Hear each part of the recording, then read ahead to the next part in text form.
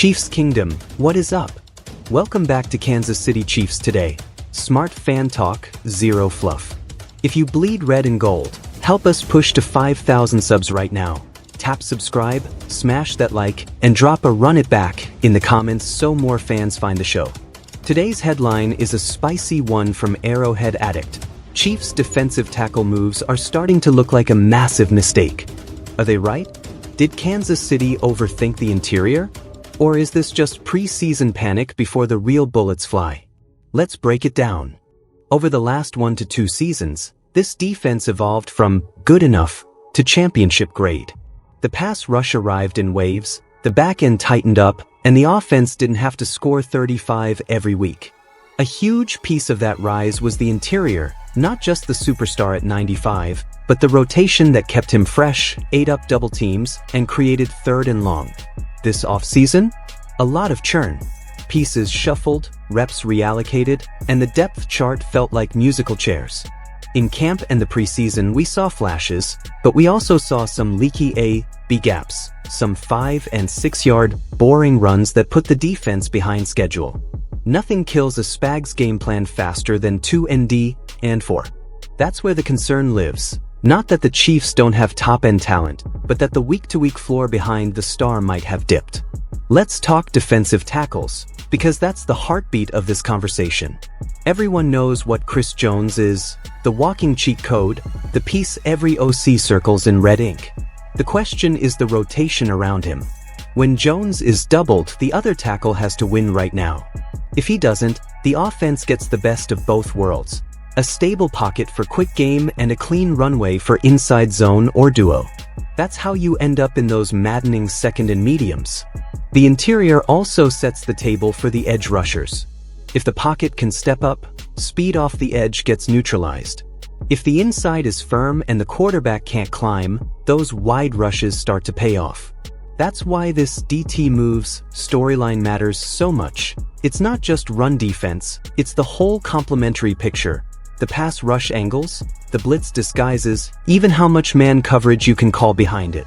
230, coaching or X factor, 1 adjustment, 1 spotlight. Here's the good news. Steve Spagnuolo and DL coach Joe Cullen have buttons to push. 2 tweaks I expect early. 1. Front multiplicity on early downs. Look for more tight and odd fronts on base downs to choke the interior, then stem late to force protection checks.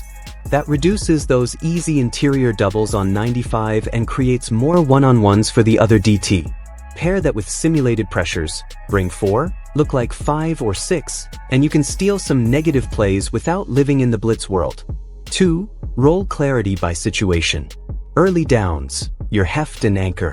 Passing downs, your penetrator next to Jones to collapse the pocket rather than widen it. Don't ask every DT to be everything. Ask each guy to be elite at his slice. When the rotation is scripted that way, the whole room looks better.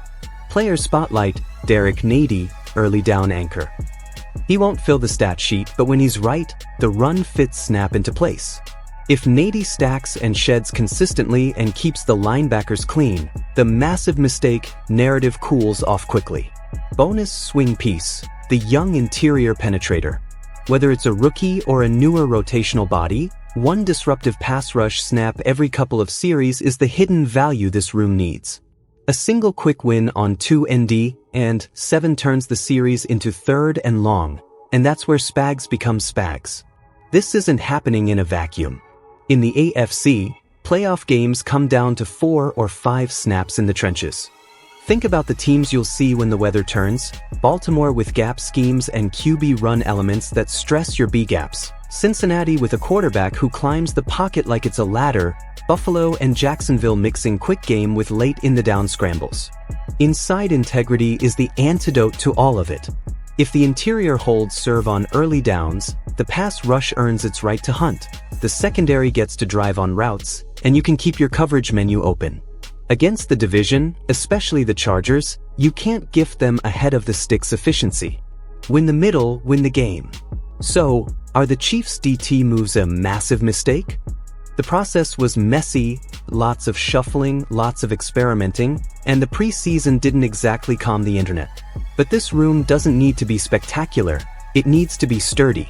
Give the offense 2 to 3 extra possessions a month by squeezing early down runs. Force just a handful more 3RD and 7S, and let 95 do what only he can do. With Spags and Cullen toggling fronts and rolls, that's a fixable problem, and one that can be solved by January. If you're rocking with us, help us hit our goal of 5,000 subs. It's free, it helps a ton, and it tells YouTube that Chiefs Kingdom is alive in here. Now, sound off. What's your ideal DT snap split for September? How would you divide early down reps versus pass down reps around 95? Which front would you lean on most in week 1? More tight/odd to gum up the interior, or an even front to set up stunts? If the Chiefs add one more body, do you want a run stuffer or a sub-package penetrator, and why?